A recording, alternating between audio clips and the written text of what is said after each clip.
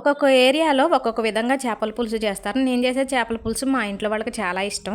2 కేజీల చేపలు తీసుకున్నాను. శుభ్రంగా కడిగేసి ఒక గిన్నెలో పెట్టేసి సరిపడేంత ఉప్పు, కారం, పసుపు వేసేసి అల్లం, వెల్లుల్లి, ధనియాలు, జీలకర్ర, పచ్చిమిర్చి, ఉల్లిగడ్డ ఇవన్నీ కూడా పేస్ట్ లాగా మిక్సీ పట్టేసి ముక్కలకి పట్టించాను. నిమ్మకాయ సైజ్ అంతా చింతపండు నీళ్ళలో నానబెట్టేసి పక్కన పెట్టేసుకున్నా. ఒక 10 నిమిషాల తర్వాత స్టవ్ వెలిగించి చేపల గిన్నె పెట్టుకొని ఆయిల్ వేసి ఆయిల్ వేడెక్కిన తర్వాత 4 లవంగాలు, ఒక దాల్చిన చెక్క, 4 పచ్చిమిర్చి వేసేసి పచ్చిమిర్చి వేగిన తర్వాత మసాలా కలిపి పెట్టుకున్న చేప ముక్కలను వేసి ఇలా మూత పెట్టుకోవాలి. ఇక్కడ మీరు ఒకటి గమనించాలి, చేపల కూరలో గరిటె పెట్టి తిప్పకూడదు.